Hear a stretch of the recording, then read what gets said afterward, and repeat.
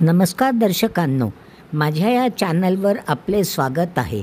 आजच्या कथनाचं शीर्षक आहे गूढ आणि अद्भुत तिसरा भाग.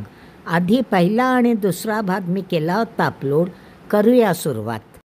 काही वेळा घडून गेलेल्या घटना आपल्याला माहीत होण्यापूर्वीच मनामध्ये एखादा विचार चमकतो किंवा एखादं स्वप्न पडतं आणि त्यांची आपल्याला जाणीव होते. अशाच काही घटना आज मी सांगते. पम्मी वय 8, निम्मी 10 आणि छोटू 6 तिघे आपल्या आईबरोबर आजारी आजोबांना भेटून 24 तासांच्या प्रवासानंतर नुकतेच घरी आले होते. कधी आजारी न पडणाऱ्या आजोबांच्या आजारामुळे आई फार काळजीत होती. त्या रात्री निम्मीला स्वप्न पडलं. स्वप्नात तिला आजोबा पायऱ्या चढताना दिसले आणि थोडं गेल्यावर आजोबा नाहीसे झाले, पायऱ्या नाहीशा झाल्या. तिने पाहिलं काही नव्हतं, फक्त ढगच ढग. 2 दिवसांनी पत्र आलं की त्यांना स्टेशनवर सोडून घरी जायच्या आधीच आजोबांची प्राणज्योत मालवलेली होती. निम्मीला पडलेलं स्वप्न घटना घडून गेल्यानंतरचं होतं. दुसरी घटना. माझी एक मैत्रीण अकालीच म्हणजे जेमतेम 60ची असताना वारली. घरच्यांनाच नाही पण सर्वांनाच फार मोठा धक्का बसला. तिचा धाकटा मुलगा तर अगदी वेड्यासारखा झालेला होता. 4-5 दिवसांनी त्याला एक दृश्य दिसलं मिटल्या डोळ्यांसमोर. आई कशात तरी बसून आकाशातून जात आहे.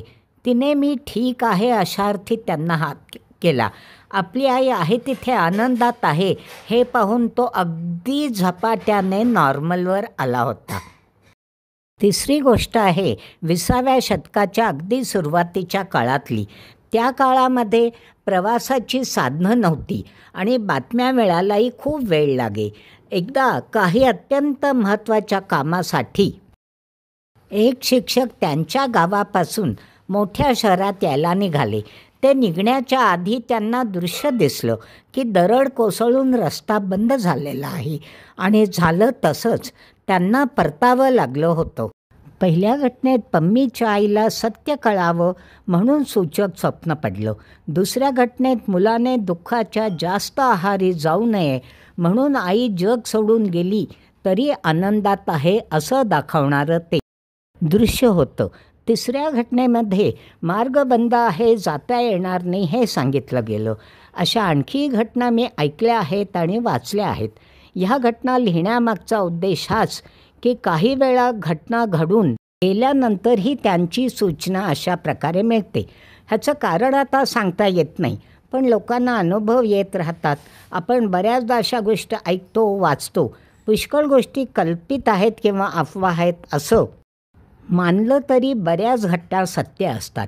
घटनांच्या स्पष्टीकरणासाठी मनोविज्ञान शास्त्रज्ञ आणि इतरही बरेच लोक आपली मतं मांडतात, संशोधन करतात, पण ठोस स्पष्टीकरण मिळत नाही. त्यामुळे अशा घटना गूढ आणि अद्भुत सदरात मोडतात. या तिन्ही लेखांमध्ये पुढे होणाऱ्या, होत असलेल्या किंवा घडून गेलेल्या घटना स्वप्नांद्वारे किंवा दृश्यांद्वारे ज्ञात होण्याबद्दल आपण बोललो. तुमच्यापैकी कुणाला अशा अनुभवांची माहिती असेल तर यूट्यूबवर कमेंट सेक्शनमध्ये जरूर कमेंट पाठवा. व्हिडिओ बघितल्याबद्दल धन्यवाद. इतरांशी शेअर करा आणि सबस्क्राईब करा ही विनंती.